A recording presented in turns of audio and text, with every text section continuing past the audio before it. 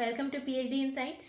So today in this video we are going to discuss about the recently announced scholarship, that is Corteva Agri Science Scholarship Program 2023. So in this video we are going to discuss who is eligible, how to apply, and what are the documents needed, what are the criteria of selections, and what are the selection rounds. All these things will be discussed in this video, so stay tuned and stay connected. Before that, like, share and subscribe.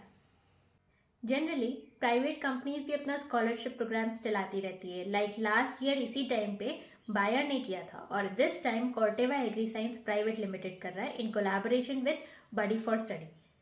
So what are the eligible criteria? So firstly, all the streams related to agriculture and allied subjects are eligible. That means from agricultural engineering से लेके biotechnology and soil science, breeding, all are eligible. Secondly, class कौन सी होनी चाहिए? So PG and PhD students. Third, gender. So yes, it is gender bias. I'm really very sorry for you all boys. So this fellowship is exclusively for girls candidate. So all the female candidates who are pursuing their PG or PhD and in any semester, they can apply for this fellowship. And one more thing, जो सब question पूछते हैं कि मैंने अपना PG degree complete कर लिया है तो am I eligible? Yes, but condition ये है कि आपने किसी पीएचडी प्रोग्राम में एडमिशन लिया हो. मतलब आप करंटली स्टडी कर रहे हो. तो अगर आपके पास डिग्री है लेकिन आप स्टडी नहीं कर रहे हो, आप वेले बैठे हो, या फिर आप किसी की प्रिपरेशन कर रहे हो, तो sorry guys, they are not eligible. आपको किसी ना किसी स्ट्रीम में एडमिशन लेना और किसी ना किसी डिपार्टमेंट में एडमिशन लेना भी ज़रूरी है. तो नेक्स्ट थिंग इज़ आपकी फैमिली इनकम. जो क्राइटेरिया एक और है कि फैमिली इनकम जो है वो 6 लाख से कम हो, 6 लाख पर एनम से कम हो. और देन नेक्स्ट थिंग इज़ कि आपका एडमिशन कौन सी यूनिवर्सिटी में हुआ हो. तो एडमिशन जो है आपकी गवर्नमेंट यूनिवर्सिटीज़ में हो या गवर्नमेंट कॉलेजेस में हो.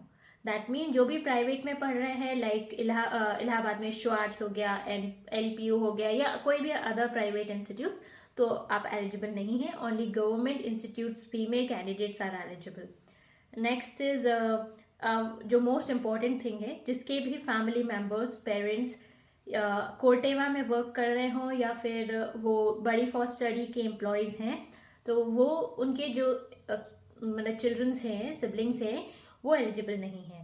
तो इसका भी खास ध्यान रखना ज़रूरी है.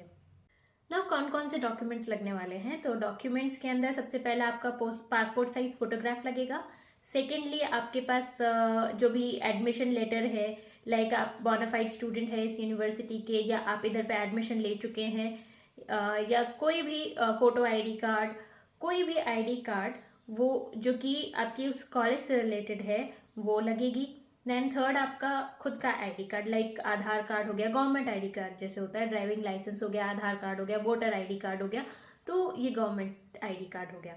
देन फोर्थ चीज़ कि आपका ये प्रेजेंट करे कि आपकी family income less than 6 lakh per annum है. चाहे तो वो ITR हो सकता है या कोई भी other documents government related. Then fifth is कि आपकी फ़ी रिसिप्ट, मतलब आपकी फ़ी रिसिप्ट लगने वाली है. आपके जब एडमिशन लिया था, ठीक है, तब से लेके अभी तक की जितनी भी फ़ी रिसीट है सारी लगानी है ना. फिर उसके अलावा आपके रेफरेंस लेटर लगेंगे. रेफरेंस लेटर कोई भी दे सकता है, फैकल्टी मेंबर्स हो, आपके फैमिली मेंबर्स हो, या कोई दूर के रिश्तेदार हो, लेकिन ध्यान रखा जाए कि वो कोर्टेवा का या बडी फॉर स्टडी का एम्प्लॉय नहीं होना चाहिए. इनके अलावा कोई भी हो तो उनका रेफरेंस लेटर चल जाएगा.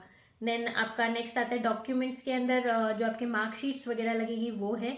तो स्टार्टिंग फ्रॉम योर 10th से लेके जो अभी करंट में आप जहाँ पे भी हैं वहाँ तक के सारे मार्कशीट्स लगने वाली हैं, या आप ट्रांसक्रिप्ट या फिर PDC आप कुछ भी कह सकते हैं, जिसमें भी आपके परसेंटेज मेंशन हो तो वो लगेंगी. एंड रेस्ट कोई अगर डॉक्यूमेंट छूट गया है तो प्लीज़, ये चेकलिस्ट है, प्लीज़ चेक कि इनमें से आपके सारे कवर हो रहे हैं कि नहीं हो रहे हैं. तो ये सारे डॉक्यूमेंट्स प्रिपेयर करके रेडी रख के आप इस फॉर्म को फिल कर सकते हैं. Now what are the criteria of selection, या what is the procedure of selection? तो सबसे पहला प्रोसीजर है, मतलब पहला जो स्टेप है वो ये है, आप अपने डॉक्यूमेंट्स अपलोड करेंगे. वहाँ से वो लोग मेरिट के बेसिस पे आपको शॉर्टलिस्ट करने वाले हैं. शॉर्टलिस्ट होने के बाद उनका सेकेंड स्टेप है कि वो वेरिफिकेशन होना, मतलब आपके सारे डॉक्यूमेंट्स का वेरिफिकेशन होगा। थर्ड स्टेप होगा कि जब आपके सारे डॉक्यूमेंट्स करेक्ट मिलेंगे और आप मेरिट लिस्ट में रहते हैं तो आपका इंटरव्यू शेड्यूल होगा। आपके इंटरव्यू के बेसिस पे आपको फर्दर सेलेक्ट किया जाएगा एंड फिर जो अमाउंट ऑफ मनी है वो आपको दिया जाएगा।